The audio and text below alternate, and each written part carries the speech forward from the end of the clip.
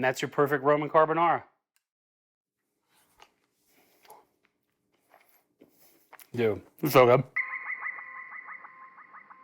All right, so now it's time to make the carbonara. The sauce of the coal miner's wife is literally what it translates to. We've got our guanciale, we've got our black pepper, we've got our pecorino romano, we have our egg custard, which I've come back and stirred again, and you can see it's kind of turning that pale yellow. More to come with that. First thing we're going to do, though, is actually fire the pasta. And, you can use really whatever pasta you love, but for carbonara, I would recommend something short and tubular. And in Rome, the traditional pasta that they have decided on is rigatoni. So that's why we're going to do it, because we're doing traditional Roman pastas today. So I have boiling water over here. I am going to add a little bit of salt to this water. Once I do that, I am going to give it a stir. Why? Just so it doesn't stick. Now, the real way to make a traditional carbonara is without the addition of butter and cream. We're not doing either of those today. We are letting the eggs and the cheese act as our custard, and that's the most traditional way. So the first thing I'm going to do is I am going to add a little bit of olive oil. This is really just so the guanciale doesn't super stick. And the fat that the guanciale is going to give off is an essential part of this sauce. So here we have our diced guanciale, our diced pork jowl. Nice low sizzle, that's exactly what I want. And I'm not gonna, this isn't like American breakfast bacon. We're not gonna crisp it up here. We're just gonna lightly start to caramelize it so it gives off some of the fat in the pan. And again, that part, that fat is what is going to help with the emulsion of the sauce. See? No stick. That's the way to go. Now here's the key with carbonara. You are adding eggs to a hot pan. You can easily turn this into scrambled eggs. And I'm going to show you how to not do that today. It's the idea of where the pasta is going to the eggs are going to cook just enough that it slightly coats the pasta before they start to scramble. So you can see, look at all that fat coming off. That is what I want. That is going to act as part of our sauce. Fat is flavor. Fat is our friend. If some of these pieces get a little brown and toasty, that's fine. What you will see is that this starts to cook. I'm going to turn the heat down slightly. Okay, great. That's about where I want it. It's starting to look like bacon. I'm going to wait till the pasta's done to continue.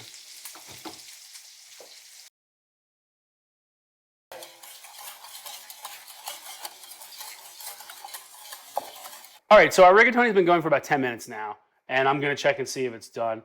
And rather than pay attention to the back of a box of how long it takes, I taste it and see. What we're looking for is al dente pasta, which is Italian to the tooth, essentially meaning like it's going to have some bite still. It's not going to be undercooked nor overcooked. It's going to be perfect. And what I like to do is I will just grab a piece and eat it. And guess what? We're there. What I'm looking for is like, it has bite. It's almost like chewing a piece of meat. It's the way that I would describe it, like a steak, where like there is some chew to it. It's not like flabby in my mouth, and I'm not getting any like crunch from raw pasta. So this is ready to roll. So I'm going to return back to our rendered guanciale with our beautiful guanciale fat. Now, as you've probably heard 1,000 times, pasta water is your best friend. It's true. Why? Well, pasta water has a bunch of starches in it that act as a binding agent. And it really creates like a silky sauce. And really, I mean, carbonara is like nothing more than silky sauce. So I've returned this. I added probably about a half cup of the pasta water. And this is just starting to come to the boil now. And as that happens, I'm going to add the rigatoni to the pan.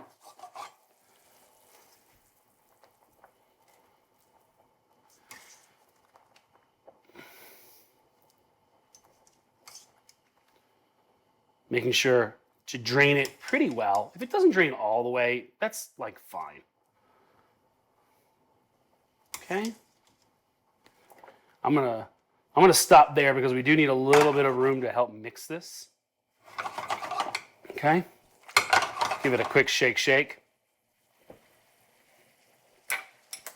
All right.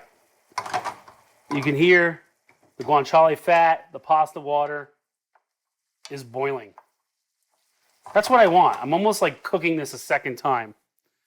So now that I am there, I'm going to add in our egg custard. Remember, this is pecorino, eggs, and an egg yolk. I'm going to turn this down slightly because remember, the antithesis of this is to scramble the eggs. Okay, these are now going in. And as this goes in, I'm just going to work this. The eggs and the cheese are going to create a sauce that coats the pasta. I'm not scrambling, but the eggs are getting thicker. You can see them getting thicker in the pan. But that silky egg cheese custard, that's what makes carbonara carbonara. I'm going to let this get slightly thicker, all the while moving it so I don't scramble my eggs. And again, no cream, no butter.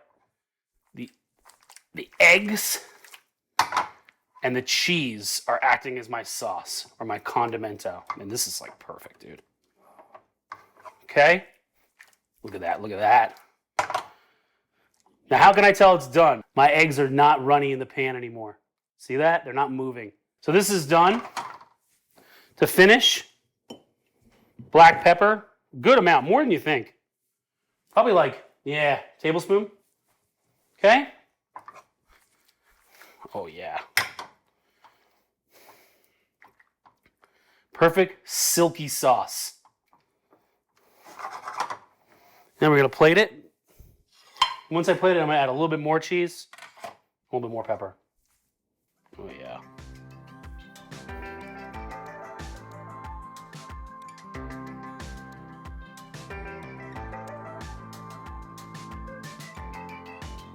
Silky sauce, a little bit more pecorino, a little more black pepper, and that's your perfect Roman carbonara. Dude, it's so good. The spoon is hilarious, dude. It's so good. It's so good. Carbonara will be okay on a plate. You'd be surprised, Italians kind of make fun of Americans for how we always eat pasta in bowls. It's real good. It's like really good. Really? Oh, how funny.